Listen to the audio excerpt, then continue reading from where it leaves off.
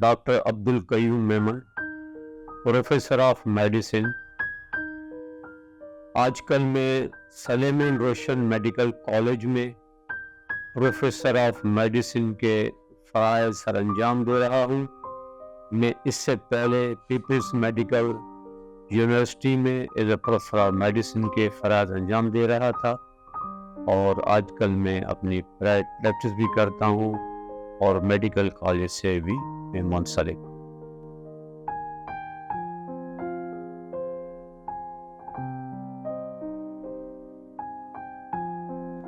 بالکل، آپ بالکل یقیناً صحیح کہہ رہے ہیں، اور ہماری پریکٹس میں اگر میں کہوں کہ 50% سے زیادہ جو مریض آتے ہیں ان میں اسٹریس کا ایلیمنٹ کسی نہ کسی حوالے سے موجود ہوتا ہے، یا تو وہ پرائمری طور پہ اس نفسیاتی مسائل کے ساتھ آتے ہیں، یا اگر نفسیاتی مسائل بظاہر نہ ہوں اور ان کی جو بیماری ہے، جو کوئی بھی ہو، ہائپر ٹینشن ہو، ڈائبٹیز ہو، معدے کی خرابی ہو، گرڈ ہو، جوڑوں کا درد ہو، جو بھی بیماریاں ہیں ان کے ساتھ ایسوسیٹڈ اسٹریس ضرور ہوتا ہے، کیونکہ آج کل ہمارے معاشرے میں جس قسم کے حالات ہیں، مہنگائی ہے، امن کے مسائل ہیں، معاشرتی ناانصافیاں ہیں، گھریلو مسائل ہیں، اور آپ نے اخبارات سے، ریڈیو سے یہ بھی سنا ہوگا اور پتہ ہوگا کہ آج کل اسٹریس کی وجہ سے ہمارے پاس خودکشی کے بھی زیادہ کیسز سامنے آ رہے ہیں۔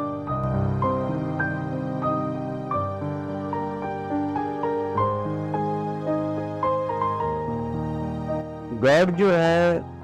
گیسٹرو اسوفیجل ریفلکس ڈیزیز، تھوڑا سا میں آپ کو بتا دوں کہ یہ کیا چیز ہے۔ ہمارے کھانے کی جو نالی ہے وہ ہمارے معدے میں چلی جاتی ہے، اور نالی اور معدے کے درمیان جو سوراخ ہے وہاں ایک ویلو ہے، جو ہم کھاتے پیتے ہیں وہ کھانے کی نالی سے معدے میں چلا گیا، پھر اس کو واپس نہیں آنا ہوتا ہے، لیکن اگر وہ کسی وجہ سے وہاں پہ کمزوری آ جائے یا معدے میں تیزابیت بڑھ جائے تو پھر وہ تیزاب معدے سے نکل کے دوبارہ ہمارے اوپر نالی میں آ جاتی ہے، جس وجہ سے وہاں درد بھی ہوگا اور منہ میں تیزابیت بھی آ سکتی ہے،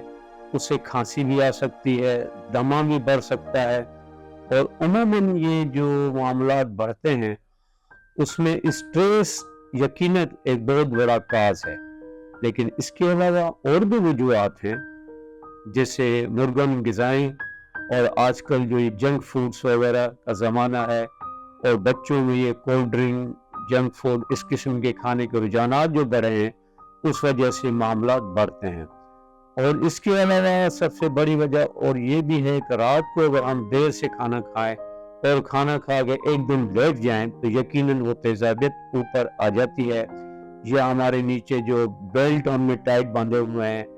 ایکسرسائز نہ ہونے کی وجہ سے ہمارے پیٹ باہر نکلے ہوئے ہیں، موٹاپا بھی اس کی بڑی وجہ ہے۔ تو وجوہات تو بہت زیادہ ہیں، لیکن ان سارے وجوہات میں اسٹریس ہمیشہ شامل رہی ہے، اور ہمارے علاج میں ان وجوہات کے ساتھ ساتھ اسٹریس کو بھی مینیج کرنا پڑتا ہے۔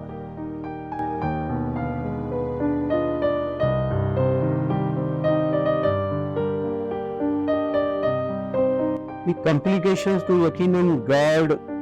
اگر زیادہ تر جو لوگ آتے ہیں ان کی جو علامات ہیں ان میں اہم علامات ہوتی ہے کھٹی ڈکاروں کا آنا، ایک تو یہ ہے، اور دوسری علامات ہوتی ہے کہ ڈاکٹر صاحب ہم جو کچھ کھا رہے ہیں وہ یوں سمجھو یہاں رکھا ہوا ہے، تو اس سے ہمیں اندازہ ہو جاتا ہے کہ ان کے جو معدہ جو بھی چیزیں اس میں آتی ہیں وہ آگے بڑھانے میں کمزور ہے،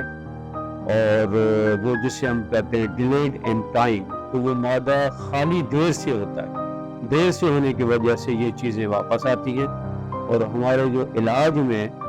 اہم چیز یہی ہوتی ہے کہ اسٹریس کو کم کیا جائے اور تیزابیت کم کرنے کی دوائیں دی جائیں، اور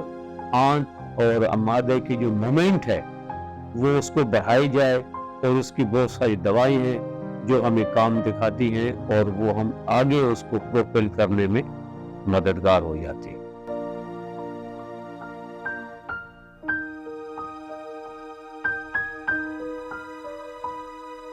جیسے میں نے عرض کیا، ایک تو ہمارے جو ڈیلی لائف کے جو معاملات ہیں، کوئی بھی بندہ ایسا نہیں ہے جس میں اسٹریس نہ ہو، اور اس کو اسٹریس کو کم کرنے کے لیے ویسے تو دواؤں کا استعمال بھی ہے، لیکن اپنے حالات کو بھی کسی طریقے سے لوگ ٹھیک کرنے کی کوشش بھی کریں، اور جو کچھ ہمیں اللہ نے دیا ہے اگر اس میں شکر کا ایلیمنٹ آ جائے اور اللہ سے شکر ادا کرتے رہیں تو اس سے بھی کافی معاملات ٹھیک ہو جائیں گے۔ ہر چیز میں اگر ہم کہیں کہ کچھ بھی نہیں دیا، کچھ بھی نہیں ملا، اس سے اور بھی اسٹریس بڑھے گی، اور آپ ان لوگوں کی طرف بھی دیکھیں جن کو کچھ بھی نہیں ہے، اور آپ اپنی طرف دیکھیں جہاں اللہ نے آپ کو دیا ہے، پھر بھی یہ کہیں کچھ بھی نہیں، تو میں تو کہوں گا کہ شکر ایک بہت بڑی نعمت ہے، اگر وہ ہمارے اندر آ جائے تو اس سے بھی اسٹریس کم ہو سکتا ہے۔ اس کے بعد ہو گئی دوائیں، جو اکثر لوگ لیتے بھی ہیں اپنے معالج سے، لیکن ان کا کم سے کم استعمال کیا جائے تو بہتر ہے، اور ان چیزوں سے بچ سکتے ہیں۔ باقی یہ مرغن غذا کا کھانا، جتنا ہم سادہ کھائیں گے وہ ہمارے لیے بہتر ہے، اور تیزابیت پیدا کرنے والی چیزوں سے ہمیں بچنا چاہیے۔ اگر کافی دیکھا یہ ہے کہ اس قسم کی دوائیں استعمال میں آتی ہیں جو ہمارے معدے کو خراب کرتی ہیں، اور خاص طور پر جوڑوں کے جو امراض ہیں جن کے، وہ اینسرس اس قسم کی دوائی لے کے اپنا معدہ خراب کر دیتے ہیں۔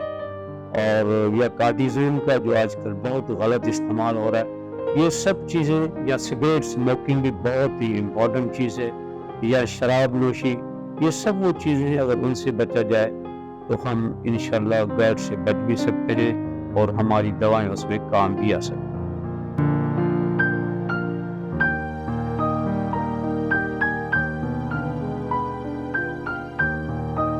چند اس میں باتیں اہم یہ ہیں کہ سب سے اہم بات کہ ہمیں اپنا لائف اسٹائل تھوڑا چینج کرنا پڑے گا، جسے ہم کہیں گے لائف اسٹائل ماڈیفیکیشن۔ اس میں سب سے بڑا جو فیکٹر ہے وہ ہے اوبیسٹی۔ ہمیں ہر حال میں موٹاپے سے بچنا ہے، اور بچنے کے لیے امپورٹنٹ بات یہ ہے کہ ہم اپنی روٹین کی لائف میں صبح یا شام کو 10 منٹ ہی صحیح، 15 منٹ ہی صحیح، آدھا گھنٹہ صحیح، ایکسرسائز کا اس میں عمل دخل ضرور رکھیں۔ نمبر 2، رات کو دیر سے کھانے کی عادت ہم ختم کر دیں، یا کھانا جب کھائیں تو فوراً ہم بستر پہ نہ جائیں۔ نمبر 3، ہمارا جو سرہانہ ہے وہ تھوڑا اوپر ہونا چاہیے، تب یہ ہو جاتا ہے اگر ہم سیدھے فلیٹ لیٹ گئے تو وہ کھانا اوپر آئے گا، تو ہمیں اپنا سرہانہ اوپر رکھنا چاہیے، خاص طور پر جو گٹ کے مریض ہیں۔ اور اس کے علاوہ جو دوائی ہیں جن میں پروٹون پمپ انہیبیٹر کہلاتے ہیں جو تیزابیت کم کرتے ہیں، اور وہ پروکائنیٹک ڈرگس جو ہماری مومنٹس گٹ کو بڑھاتے ہیں، اس میں ایکٹوپرائڈ بھی ہے، ڈوپامائڈ بھی ہے، اور بہت ساری ڈرگس ہم اویلیبل ہیں مارکیٹ میں جو اس میں ہمیں ہیلپ دیتی ہیں، اور کافی حد تک ہمیں اس سے فائدہ ملتا ہے۔ اور کوئی ایک جراثیم جو اکثر لوگ کے ذہن میں بھی ہوگا، ہیلیکوبیکٹر پائلوری کہلاتا ہے، اس جراثیم کا ٹیسٹ بھی کروا لینا چاہیے، اگر اس کی موجودگی ہے تو پھر اس کا بھی ایک علاج مکمل طور پر موجود۔ یہ ویڈیو رفاع عامہ کے لیے نوگرد بنانے والے ادارے ہیلکس فارما کی جانب سے پیش کی جا رہی ہے۔